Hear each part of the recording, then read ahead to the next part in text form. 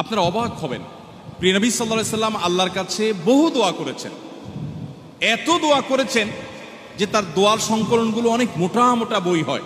উঠতে বসতে, চলতে ফিরতে, ঘুমের কাজ ফিরতে, ঘুম থেকে উঠতে, খাবার গ্রহণ করতে, পানি পান করতে, ঔষধ সেবন করতে, মসজিদ থেকে বের হতে, প্রবেশ করতে, এমনকি একান্ত ব্যক্তিগত কাজগুলো সারতে, ওয়াশরুমে যেতে, ওয়াশরুম থেকে বের হতে, স্ত্রী সবার সময়, বিভিন্ন সময় এত দোয়া করেছেন। দোয়া ছাড়া একটা মুহূর্ত তার পার হয় নাই, এত দোয়া করেছেন।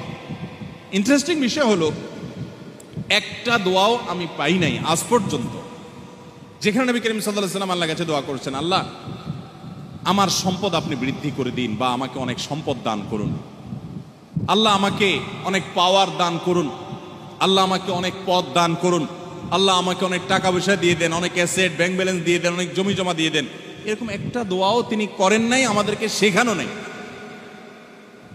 তাহলে কি তিনি সুখ চান নাই আল্লাহর কাছে? কি দিয়ে চাইছে?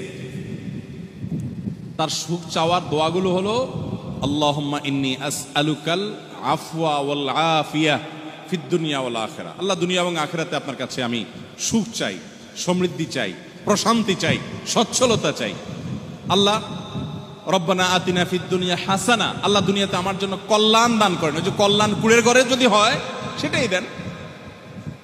অনেক তরুণ আছে যে আল্লাহর কাছে দোয়া করে, আল্লাহ বেশি চাই না, আল্লাহ এই 1 কোটি হলে চলবে আমার, আল্লাহ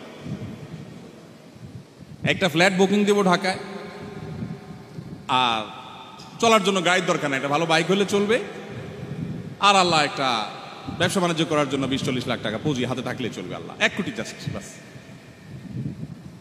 বিশেষ করে যখন মানুষ বেকার থাকে, যখন মানুষের চোখে সরষে ফুল থাকে, উপার্জনের কোনো পথ থাকে না, পেরেশানিতে থাকে, তখন এই জাতীয় দোয়াগুলো অনেক বেশি করে।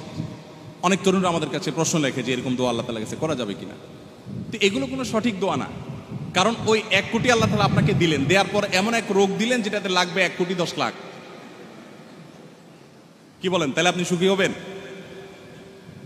হতে পারে কি পারে না বলেন?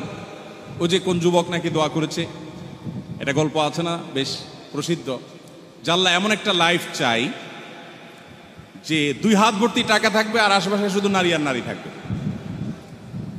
আল্লাহ তাআলা তাকে কোনো মহিলা কলেজের অথবা মহিলা স্টাফ বাসের কন্ট্রাক্টর বানাই দিস। 2 হাত ভর্তি টাকা আর আশেপাশে মহিলা আর মহিলা, মহিলাও আরেকজনের, টাকাও আরেকজন, সে শুধু এগুলা বহন করে বেড়াচ্ছে। তো আল্লাহর কাছে একজন ইমানদারের চাওয়া কি হবে? ইমানদারের চাইতে স্মার্ট মানুষ কেউ হতে পারে না, ইমানদারের চাইতে দূরদর্শী কেউ হতে পারে না।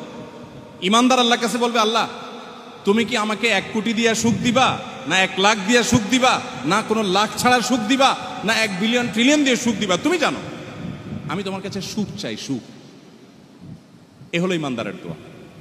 মোহতারাম হাজরিন, তাহলে আমরা আল্লাহর কাছে নিজেকে সমর্পণ করবো তো ইনশাআল্লাহ।